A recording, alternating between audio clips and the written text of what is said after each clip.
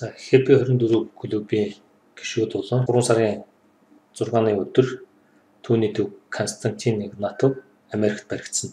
Америкийн хууль зүйн яамны сайтн дээр Константин Игнатовыг Лос Анжелесын онгоцны олон улсын бод олон улсад бол их шуугиан тарч хоорондоо маргалдаж байгаа.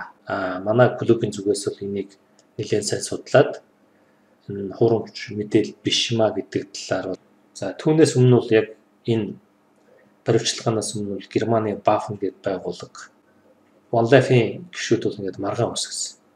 Маш их тийм өгөөсгсөн, зарим нь бол зөвтгсөн. Энэ нөгөөх нь бол мужийн сайт байгаа. Мэдээлэл олсон байглаар энэ сайтыг бол одоо та бүгдэд ярьж өгнө.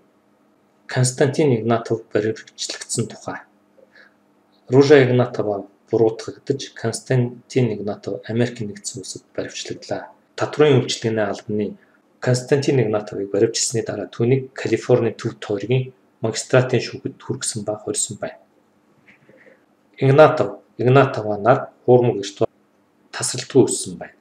Үнэн хэрэг дээр OneCoin-ийн ханш зах зээлийн эрэлт нийлүүл хэрэг та хохирогч болох боломжтой буюу танд нэмэлт мэдээлэл байвал Америкийн нэгдсэн улсын прокурорын байгууллагатай 866 874 89 тэгдэг эсвэл цахим шудан USNYS OneCoin@usa.gov гэсэн мэйл хаягаар холбогдороо.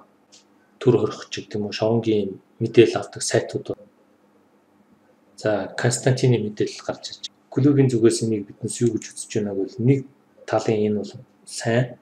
Биднес энэхүү мэдээллийг тавихдаа OneCoin-ыг муулах ч юм магтах зөв. Дотор талаас нь одоо мэдээллийг харж байгаа. Юусан шүүх бол компани түүний хувьцаа эзэмшдэг бол энийг ингээд батлаад гаргаад ирэх юм бол энэ бол компани үйл ажиллагаанд сайнаар нөлөөлнө. Муу талаас нь харах юм бол энэ компаниг явцад бол муугаар нөлөөлж өрсөн. Өөрөө болохоор Nasdaq биржийг байгуулахад оролцож ирсэн. 9 оны 7 сард бол 150 жилийн одоо 20 ялаар гэдэг шийдвэрсэн юм. Компанийн хувьд бол яг өөрийнхөө хийсэндээ хүрээд ICO-днээс ингээд гаргаад явах юм бол томоор харах хэрэгтэй. Энэ зөвхөн дэлхийд дээр OneCoin байдаг биш. Энэ бичлэгийг Happy 24 клубээс хүргэж байгаа.